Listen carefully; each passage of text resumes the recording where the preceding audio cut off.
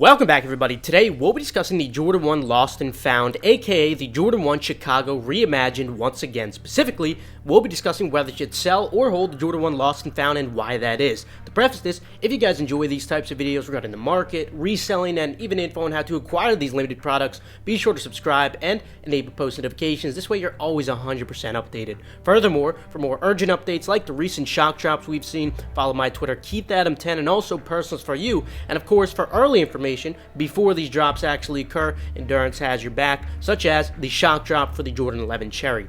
For those who don't know, the Jordan 1 Lost and Found releases on November 19th, tomorrow. Retail will be $180 on men's sizes, $140 on grade school, $85 in preschool, and $70 in toddler. While we'll be focusing on the men's pairs today, you could expect grade school pairs to react proportionally. Stock on these is absolutely massive at around 500,000 pairs between all sizes. Does this mean that they're going to be easy to cop? Unfortunately, no. Far from, in fact. In order to determine if the Jordan 1 Lost and Found will be a fruitful hold, we will cover an estimated range for what the sneaker will settle at after the drop, and also when shipments come in, essentially the pair is going into circulation, whether they're expected to increase post-drop or even hypothetically decrease, along with how much specifically over specific periods of time, and finally, what type of margin are we looking at on these in terms of holding. Not the retail to resell initial margin, but rather just the hold margin over X period of time. Kicking it off, let's discuss the estimated range that these should be settling at. To begin with, again, stock for these is very high at around 500,000 pairs between all sizes. Of course, higher supply will inevitably negatively impact the price, but not to the extent that some people seem to think. Why is that? The demand. Just like the Jordan 11 Concord and Jordan 11 Bread, those had absolutely massive stock. In fact, both more than doubled the stock on these. However, what they also share in common, considering these Lost and Founds are an iteration of the Chicago Jordan 1 colorway, is the extremely high demand, incomparable to most sneakers we discuss. This is certainly reflected in the absolutely massive amount of sales that we're seeing pre-drop, despite the fact that pre-sale on these is still very high.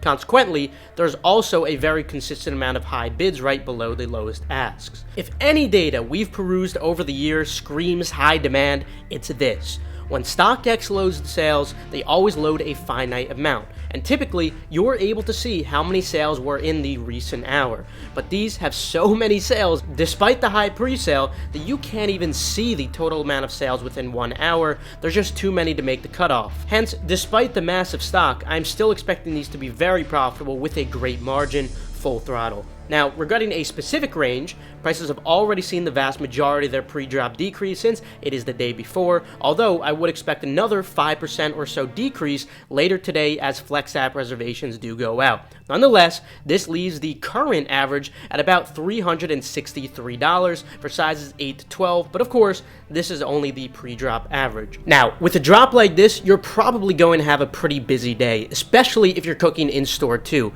And speaking of cooking, what better way to save time than with today's sponsor, HelloFresh, to help get you some of your free time back by making cooking simple and quick. Each recipe and pre-portioned ingredients come right to your door, so you could skip the grocery store and a lot of the preparation.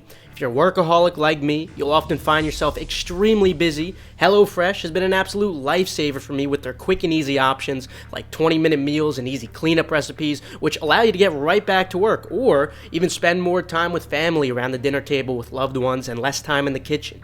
Busy days and late nights call for more flexibility. That's why HelloFresh has plans to work with your schedule. You can change your preferences, delivery day, address, all in just a couple of clicks. Not to mention, HelloFresh is even cheaper than grocery shopping and 25% less expensive than takeout. With over 35 weekly recipes, there's something to please everybody. You can also easily customize your recipes by swapping proteins or sides, upgrading to choice proteins, or even adding proteins to a veggie meal. The first meal that I tried from them was the crispy chicken cayenne chicken cutlets. In fact, I liked it so much that I decided to visit my mother to share the experience with her too. Not only did she find the instructions super easy to follow, but we both agreed that this was one of the tastiest meals we've had in a while. Maybe it was the breadcrumbs, maybe it was the honey drizzle, I don't know. Either way, I had to order another, and you guys can too. Just go to HelloFresh.com and use code KeithAdams70 for 70% off plus free shipping. That's HelloFresh.com with code KeithAdams70 for 70% off plus free shipping. But now, let's get back to the Jordan 1 Lost and Found, since I know we all got a busy day today. We normally see a notable change post-US drop. This is when we normally experience what I like to refer to as the impulsivity effect. You guys should know what I'm referring to by now, as we discuss this very frequently, yet it almost always occurs to some degree. Regarding the impulsivity effect, if you haven't watched my seller hold videos before, sneaker drops specifically impact human impulsiveness significantly after an individual fails to acquire that desired product due to insufficient supply and too much demand. Therefore, on average, we normally see about a 5 to 10% increase of the pre-drop prices post-drop. Recently, we did see a 10% increase on the Jordan 1 Yellow Toe post-drop as expected, for example. However, that 5 to 10% is not always the case, such as when a sneaker is slightly overvalued, such as the case with the Ama Miniere Jordan 4, which I estimated would fall 10% post-drop, whereas in fact they actually fell more at over 15%. When it comes to these, while the stock is high, I believe there is sufficient demand to still provoke a typical 10% impulsivity effect from the pre-drop prices. However, as I did state earlier, I'm expecting prices to fall some more later tonight. So, for the purpose of the calculation that we usually do, we'll just use 5%. Nonetheless, I'm still expecting a positive impulsivity effect on these post-drop. This could potentially leave prices at $381 on average for sizes 8 to 12, so larger sizes should touch or even go over $400, with the worst sizes closer to the mid-300s. Remember though, this is temporary. Now, let's discuss what prices will look like once the shipments go out in the 1 to 2 week range. During this period, the vast majority of pairs will be going into circulation. As usual, for general releases, I'd expect a typical 10% decrease. While yes, these do have a ton of stock, as I've been emphasizing, the demand is also huge. Hence, I wouldn't expect anything abnormal here, despite the huge stock going in circulation. This would then hypothetically leave prices at about $343. So, larger sizes will still hover in the upper 300s, with smaller sizes closer to the low 300s. Of course, this leaves plenty of room to profit with a great margin in all sizes, hence I'm going full throttle. This is around the same range I was initially expecting in my first video on these, essentially just the mid 300s, but somehow I'm crazy. Oh, Keith, stock is 500k on these, they're gonna sit on shelves and brick. Well, perhaps I'm wrong. I just don't believe that demand reflects that outcome. Now that the average price ranges at those points in time are evident though, let's discuss whether they're expected to increase from the post-shipment prices or even hypothetically decrease. I think the obvious comparison here is any prior Jordan 1 colorway. It doesn't even have to be a Chicago one, but rather just a colorway that uses the same combination, like the Origin Story Jordan 1 for instance. Throughout all of them, you'll see the same trend. Long-term, Chicago colorway Jordan 1s appreciate and age very well, unless of course they are already starting out very, very high, such as in the case of the Trophy Room ones. Hence, I would have to say that I am expecting these to continue increasing following their post-shipment trough. Finally, regarding the hold margin on these, essentially, are these actually going to be worth your time even if they do eventually increase? Often when it comes to sneakers with such high value initially, it's difficult for me to expect a good ROI. These, for example, may end up in the mid 300s, which is still very high initially. However, when looking at other Chicago colorways, you see that they're not just getting to that 400 to 500 range like many sneakers do. The Jordan 1 Origin Story didn't take that many years to hit 700s, for example. In fact, when the Fed had their money printer on, these were even touching 900, to which they have now settled down from.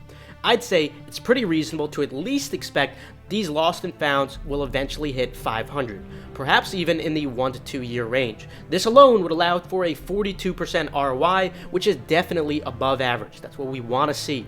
Optimistically, considering this is a Chicago colorway, it should have even more long-term demand beyond that within several years. Hypothetically, if these hit 700 like the Origin Story Jordan 1s, that's a 100% ROI, absolutely incredible. Although, it is worth noting that these have almost double the stock of those Origin Stories, so it could very well take notably longer. However, it could also be argued that there may be more demand on these since they're closer to a Chicago Jordan 1. That's subjective, of course. This is already a better ROI than all holds we've discussed before. Not only that, but it's certainly arguable that after several years, they could even surpass that 700 range, just like the 2015 Chicago Jordan 1s certainly have. Hence, particularly because of the long-term potential on these. I would rate these a 9 out of 10 hold, which is the best hold we've ever rated. Personally, I'll be wearing one pair and holding all the others I get.